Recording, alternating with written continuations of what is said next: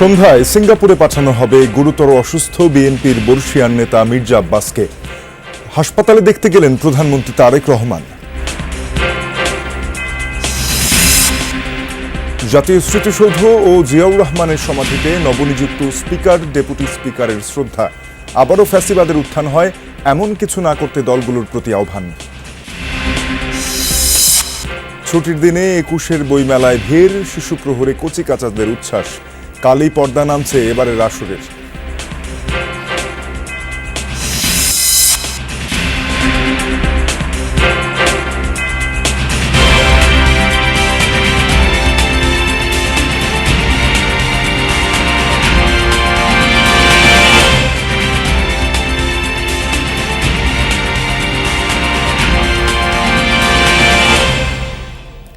শিরোনামগুলো শুনছিলেন আমন্ত্রণ যমুনা নিউজে। আপনাদের সঙ্গে আছে আমি তানজিম শাফিন। হাসপাতালে গিয়ে গুরুতর অসুস্থ বিএনপি নেতা মির্জা আব্বাসের স্বাস্থ্যের খোঁজ খবর নিলেন প্রধানমন্ত্রী তারেক রহমান।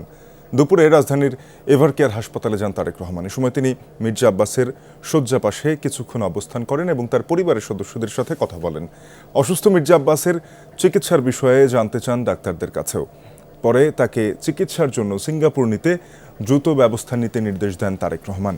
এর আগে বুধবার অসুস্থ হয়ে পড়লে মির্জা আব্বাসকে রাজধানীর এভারকেয়ার হাসপাতালে ভর্তি করা হয়। বিএনপি জামায়াতের নেতৃবৃন্দ তাকে দেখতে যান হাসপাতালে। বর্তমানে মেডিকেল বোর্ডের তত্ত্বাবধানে নিবিড় পর্যবেক্ষণে আছেন বিএনপির স্থায়ী কমিটির সদস্য মির্জা আব্বাস।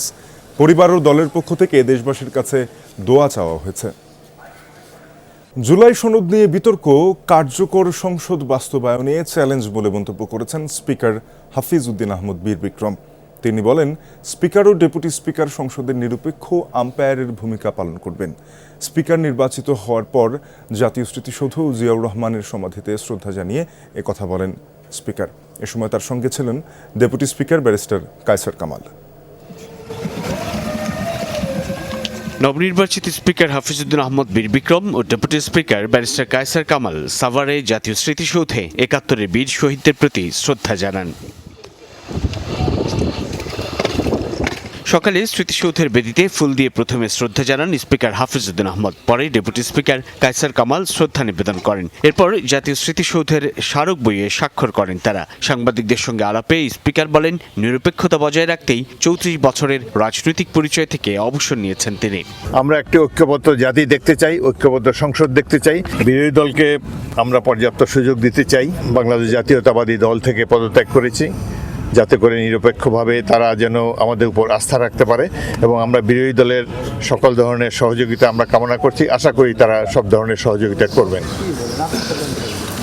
সাভার থেকে ফেরার পথে প্রয়াত রাষ্ট্রপতি জিয়াউর রহমান ও সাবেক প্রধানমন্ত্রী বেগম খালেদা জিয়ার সমাধিতে শ্রদ্ধা জানান নতুন স্পিকার ও ডেপুটি স্পিকার। জিয়াউর রহমানের সঙ্গে রণাঙ্গনের যুদ্ধের আর খালেদা জিয়ার সঙ্গে দীর্ঘ রাজনীতির স্মৃতিচারণ করেন স্পিকার। সংসদের প্রথম অধিবেশনে বিরোধী জোটের ওয়াকআউট প্রসঙ্গেও কথা বলেন তিনি। সংসদে ওয়াকআউট করা এটা দীর্ঘদিনের প্রচলিত রীতি। তারা আইনানুগভাবেই সেটি করেছেন। এটি তাদের রাজনৈতিক দলের ইচ্ছার বহিঃপ্রকাশ তারা করেছেন। আমরা আশা করব আগামী দিনগুলোতে ওয়াকআউট করার সময় তারা আরও সতর্ক থাকবেন, এমন কিছু করবেন না যাতে ফ্যাসিস্টের আবার পুনরুত্থান হওয়ার সুযোগ হয়। স্পিকার কথা বলেন এই সংসদকে কার্যকর করার পথের চ্যালেঞ্জ নিয়েও। চ্যালেঞ্জ দেখছে যে অহেতুক জুলাই সনদ নিয়ে একটা বিতর্ক করা হয়েছে, যেটির কোনো প্রয়োজন ছিল না। জনগণের নির্বাচিত প্রতিনিধিরা সংখ্যাগরিষ্ঠতার ভিত্তিতে যে ডিসিশন নেবে সেটাই সবার মান্য করা উচিত। বাংলাদেশের জনগণ কত সতর্ক, কত বিচক্ষণ দেখেন। একটি দলকে ২/৩ মেজরিটি দিয়েছে। এই ২/৩ সংখ্যাগরিষ্ঠতা যদি না থাকতো, জনগণ না দিত, তাহলে আগামী দিনগুলো হতো ঝঞ্ঝা বিক্ষুব্ধ একটা বেসামাল সংসদ। অভিনন্দন ভাই। দেশে দীর্ঘ সংগ্রামের পর গণতন্ত্র পুনঃস্থাপিত হয়েছে উল্লেখ করে তার রক্ষায় রাজনৈতিক দলগুলোর দায়িত্বশীল আচরণ প্রত্যাশা করেন speaker, deputy speaker. Saifuddin Robin, Jamuna news, Dhaka. Eid ul Fitr উপলক্ষে রেল ও সড়ক পথে যাত্রা শুরু হয়েছে। রেলযাত্রার প্রথম দিনে ভোগান্তি ছাড়াই বাড়ির পথ ধরেছেন যাত্রীরা। ঈদের ছুটি কাটাতে সড়ক পথেও স্বাচ্ছন্দ্যে ঢাকা ছাড়ছেন নগরবাসী। কমলাপুর রেল স্টেশন পরিদর্শন শেষে রেলমন্ত্রী জানান, তেলের দাম বাড়ছে না, ফলে যাত্রীদের থেকে বাড়তি ভাড়া আদায়ের সুযোগ নেই। ভোর থেকে ঘরমুখো মানুষের এই ভিড় কমলাপুর রেল স্টেশনে। স্বজনদের সাথে ঈদের খুশি ভাগাভাগি করতে শহর ছাড়ছেন তারা। এই মিছিলে আছেন আগে ভাগে ছুটি পাওয়া কর্মজীবীরা। তবে দুর্ভোগ এড়াতে আগেই স্বজনদের পাঠিয়ে দিচ্ছেন অনেকে। ঈদ আনন্দটা খুব বেশি এবং টিকিট পাওয়াটাও ওরকম ঝামেলা হয় নাই, অনলাইনে টিকিট কাটা হয়েছে, আলহামদুলিল্লাহ। নির্বিঘ্নে যেতে পারছি আমরা। তারপর হচ্ছে আপনার টিকিট কাটা নিয়েও আমাদের কষ্ট হয় না। ঈদ যাত্রাটা এই বছর আসলে খুবই সুন্দর এবং শৃঙ্খলভাবে করা হচ্ছে। সব বন্ধু বান্ধব একসাথে যাইতেছি, তো ভালোই লাগতেছে। ভোগান্তির যেন না হয় সেই জন্য আগে ফ্যামিলিকে বাড়িতে পাঠিয়ে দেওয়ার জন্য স্টেশনে আসছি আমি। ঈদ যাত্রায় ছোটরা একটু বেশিই খুশি। ছুটিতে গ্রামে কি কি মজা হবে তারই জল্পনা কল্পনা শুরু হয়েছে ঢাকা থেকেই। বাড়িতে যাব, ঘোরাফেরা করব, পরে আবার স্কুল খুললে আবার ঈদের পরে আসবো ঢাকাতে। ট্রেনে যাচ্ছি, ভালো লাগছে, না আবার ঈদ করতে যাচ্ছি।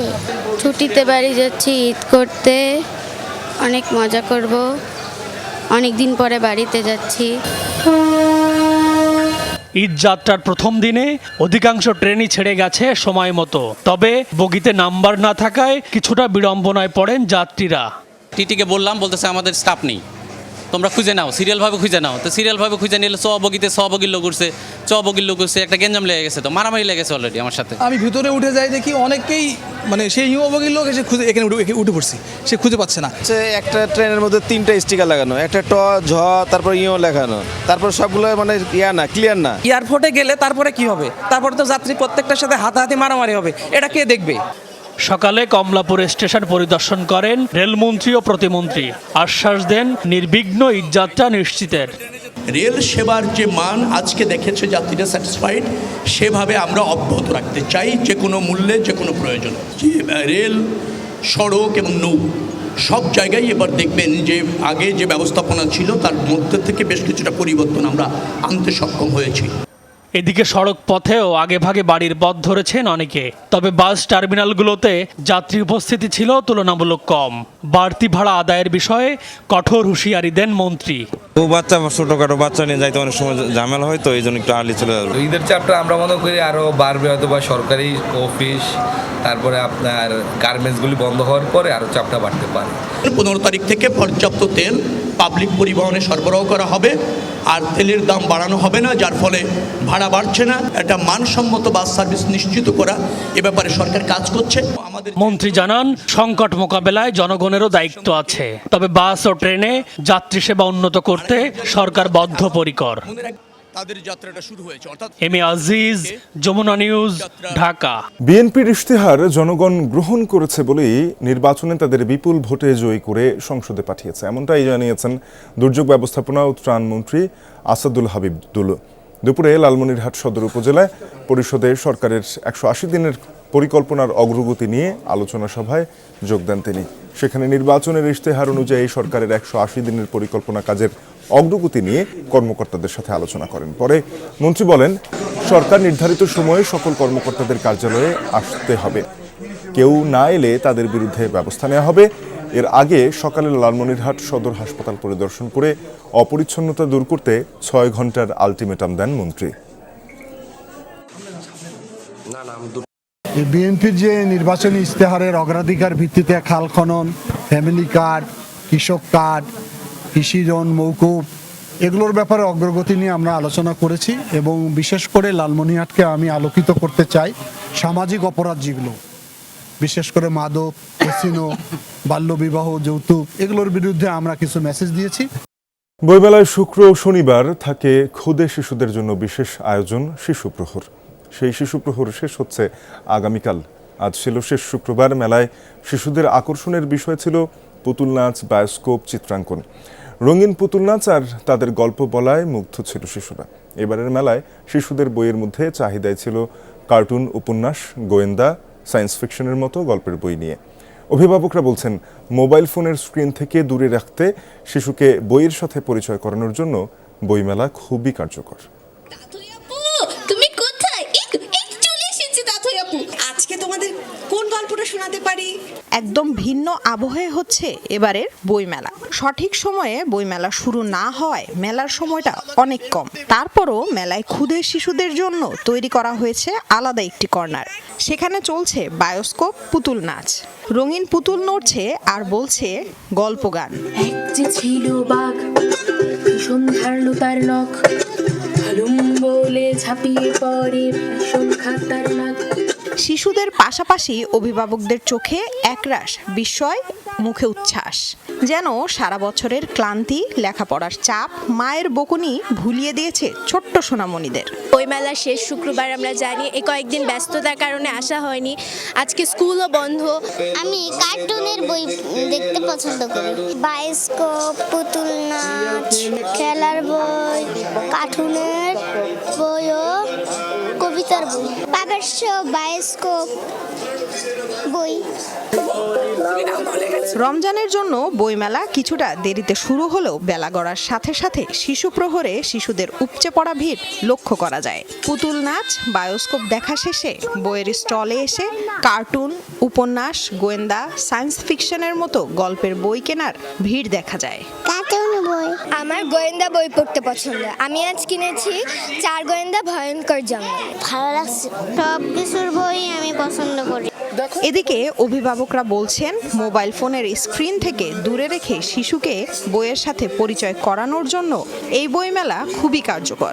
বইমেলাটা হচ্ছে একটা উৎসবের মতো, এটা আমরা ওইভাবেই ট্রিট করি। চেষ্টা করি যে বই পড়ে যাতে গেদের থেকে তারা ফ্রি থাকে। গল্পের বই, তারপরে হচ্ছে ফিকশন, তারপরে হচ্ছে গোয়েন্দা, সব ধরনের বই আমার বাচ্চারা খুব পছন্দ করে। গল্প শুনতে চাও? বেলা বাড়ার সাথে সাথে চলে ছোটদের বিদায় আর বড়দের আগমন। আমরা কি খারাপ কোনো কাজ করব? লামিয়া তিথি, যমুনা নিউজ, ঢাকা। শুক্রবার ছুটির দিনে জমে উঠেছে অমর একুশে বইমেলা। এই বিষয়ে আরও জানাতে বইমেলার প্রাঙ্গণে রয়েছেন সহকর্মী তানভীর মৌসুম, যোগ দেব তার সাথে। তানভীর, কেমন দেখছেন ছুটির দিনের বইমেলা? একেবারে শেষের দিকে চলে এলো, ক্রেতা বিক্রেতারা কি বলছেন? যারা বিক্রেতা রয়েছেন তাদের এবারের মেলা কতটুকু লাভজনক হলো, আর ক্রেতারা কি বলছেন যে সময়টা কম হলো কিনা? শাফিন, মেলার শেষ শুক্রবার, আর এই শেষ শুক্রবারে এসে শেষ সবচেয়ে বড় ছুটির দিন যেটি, সেটাতে এসে আসলে আমরা এখন দেখছি যে মেলায় কিন্তু আগের চাইতে মানুষজনের সংখ্যা, লোকজনের সমাগম সেটা বৃদ্ধি পেয়েছে, অনেকাংশেই বেড়েছে। এবং পুরো মেলা জুড়েই আমরা দেখেছি যে এ ধরনের আসলে লেখক, পাঠক, দর্শনার্থী সবার পদচারণা। আপনি জিজ্ঞেস করছিলেন যে ক্রেতা বিক্রেতা কারা আসলে কি বলছেন। সবাই কিন্তু সবার মুখেই একটি কথাই আসলে সবচেয়ে বেশি যেটি শোনা যাচ্ছে যে এই রমজানের এই সময়টা, যেহেতু রমজানের সময়টি, সেহেতু রমজানকে ঘিরে আসলে মিশ্র প্রতিক্রিয়াই আছে সবার মধ্যে, এবং নানা জনের নানা মত সেটি আমরা দেখতে পেয়েছি। এবং বড় বড় প্রতিষ্ঠান যেগুলো আছে, বড় বড় প্রকাশনী যেগুলো আছে, সেখানে আমরা দেখেছি যে আসলে বেচা বিক্রি ভালোই, এবং সেখানে প্রতিদিনই আসলে কাঙ্ক্ষিত হারেই কিন্তু তারা বিক্রি করতে পারছেন।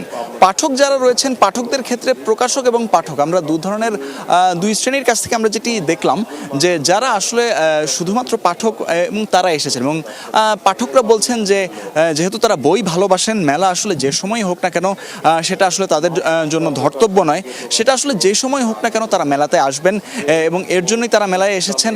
আর সবচেয়ে বড় কথা হচ্ছে যে ইফতারের পরের সময়টাতেও কিন্তু দেখা যায় যে এখন আসলে যে পরিমাণ ভিড়, এখন যে পরিমাণ লোক সমাগম, সেটি কিন্তু আরও অনেকাংশে বেড়ে যায়।